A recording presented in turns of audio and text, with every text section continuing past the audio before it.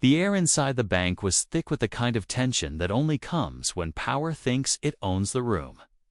The marble floors gleamed beneath the fluorescent lights, but to Marcus, standing quietly at the teller's counter, the shine felt cold and lifeless, like a polished cage. He had walked in with his head high, a check folded neatly in his hand, worn from being held too tightly. The moment he handed it over, he could feel the smirk forming on the bank manager's lips. A silence hung between them as the manager's eyes flicked from the check to Marcus's face, his expression twisting into one of disdain. Then, with deliberate malice, the manager struck a match, held it beneath the paper, and dropped the burning check into a tray. Marcus didn't flinch, but inside, storm began to churn. The smell of scorched paper spread through the air like a warning. Every eye in the bank turned, first to the small blaze, then to the black man standing calmly as his check his future. His dignity was reduced to ash. The bank manager, a man named Richard Foster, leaned back in his leather chair with smug satisfaction.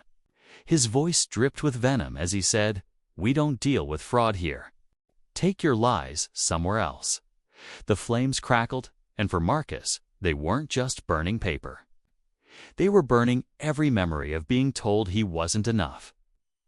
Every door slammed in his face, every time his skin had been weaponized against him. He swallowed hard, his eyes fixed on the ashes. But behind the stillness of his posture, something far more powerful was building, a reckoning that Richard had no idea was coming. Marcus didn't argue. He didn't beg, didn't shout, didn't plead innocence as so many before him might have. Instead, he simply turned, gathering his composure as though the humiliation hadn't cut into his very soul. The crowd's murmurs filled the silence as he walked toward the glass doors. "See," Richard sneered loud enough for the room to hear. "That's what happens when you try to cheat the system." The words struck the air like a whip, and Marcus felt them slash across his back as though he carried generations of scars. But instead of breaking, something inside him hardened. His steps echoed on the polished floor, each one deliberate, each one heavy with a promise. The moment he pushed through the doors and felt the outside air against his face, Marcus knew. The game had just shifted. Richard had burned more than a check, he had lit a fuse. The next morning, the bank's employees filed in as usual, expecting another day of routine transactions and hollow smiles. But something was off. The air buzzed with an unease they couldn't quite place. The guards shifted nervously at their posts, sensing a storm on the horizon. At precisely 9 a.m., black SUVs lined the front of the building, their doors swinging open in perfect synchronicity. Out stepped Marcus, but he wasn't alone. With him were a team of sharply dressed executives, their presence commanding silence as they entered the bank with purpose. Richard looked up from his desk, annoyance flickering across his face as he recognized the man he thought he had humiliated. "You again." Richard spat, his arrogance unshaken. But when Marcus slid a leather folder across the desk and spoke, his voice was steel. "I'm not here to deposit a check today. I'm here to remind you that this bank, this building, these floors, even that chair you're sitting in belongs to me." The room seemed to tilt. Richard laughed, a cruel, mocking sound, until the documents were pulled from the folder and placed before him. Titles, deeds, shares, every legal proof that Marcus was not only a customer, but the owner of the institution itself.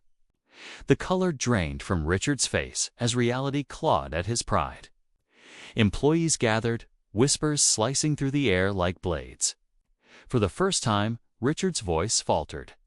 This must be some kind of mistake," he stammered, his once commanding tone now thin and brittle. Marcus leaned forward, his eyes piercing through the man's crumbling facade. "The only mistake," he said, "was thinking you could decide my worth with a matchstick." The silence that followed was suffocating, every second stretching into eternity as the truth sank in. The man they mocked was the man who held their future in his hands. Asterisk word spread like wildfire through the city. The story of the bank manager who burned his own boss's check became more than gossip, became a lesson. For years, Marcus had endured the quiet cruelties, the systemic walls built to keep him out. And yet, here he stood, not just surviving, but commanding. The staff shifted uneasily, their loyalties now bending toward the man they had once dismissed. Richard, however, couldn't accept his downfall. He scrambled for excuses, his arrogance refusing to yield. "You can't just walk in here," and he started, but Marcus cut him off with a single raised hand. "I built this," Marcus said quietly. "Every stone, every cent, every dream buried beneath years of blood and sweat. And while you were burning my check, you were burning the very foundation of your job. You see, Richard, this bank doesn't belong to your prejudice. It belongs to my perseverance." Asterisk, the tension cracked as Marcus stood, his presence filling every corner of the room. The employees, once complicit in silence, now shifted uncomfortably, aware that the man they watched being humiliated yesterday had returned as their leader. Richard's face twisted, red with fury and fear. But before he could utter another word, Marcus spoke again, his voice steady and final. "You're finished here." He didn't need to shout. The weight of his authority was enough. Security, once Richard's shield, now turned their eyes to Marcus, awaiting orders. Richard's defiance melted into desperation as he realized the power he thought he had wielded was gone, stripped away by the truth he had tried to burn. The same flames that turned Marcus's check to ash now consumed Richard's career, leaving him exposed and powerless. Asterisk, as Richard was escorted out, the irony clung to him like chains. The same doors he had strutted through each morning now felt like the gates of exile. The customers who watched silently yesterday now whispered among themselves, their judgment sharp and merciless. For Marcus, the moment wasn't about revenge, was about justice, about rewriting the story he had been forced to play his whole life. Standing before the stunned crowd, he addressed them with quiet dignity. "Never let anyone tell you your worth is less than it is," he said. "They may try to burn you, bury you, break you, but truth, resilience, and faith cannot be destroyed." His words didn't just hang in the air. They pierced hearts, igniting something stronger than anger. Hope. Asterisk, days later, Marcus's story spread beyond the bank, rippling through communities and stirring conversations that had long been silenced. To some, he was a symbol of victory over arrogance. To others, he was proof that dignity and strength couldn't be erased by prejudice. And for many, he became a reminder that justice, though often delayed, could rise from ashes. Richard, now disgraced, faded into obscurity, his name remembered only as a cautionary tale. But Marcus, the man whose check was burned, built something greater, a legacy that proved power wasn't in titles or appearances, but in the unbreakable spirit of those who refused to surrender. Asterisk, the bank stood taller than before, not because of its marble walls or iron vaults, but because of the man who had reclaimed it. Customers entered with new respect, employees carried themselves with accountability, and Marcus oversaw it all with quiet strength.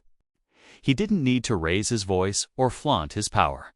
The truth of his journey was louder than any words. The flames that had once been meant to humiliate him had instead illuminated his path, guiding him to the place he was always destined to stand. And as the city whispered his story, Marcus knew this was more than personal victory, was a torch, carried high for every soul who had been told you can't. For now, the world would see what happens when a man rises from the ashes, not broken, but burning brighter than ever. Asterisk, if you were moved by this story, don't forget to like, share, and leave a comment with your thoughts. And if you want to hear more powerful and emotional stories like this one, Make sure to subscribe to Moonlight Stories today. Asterisk,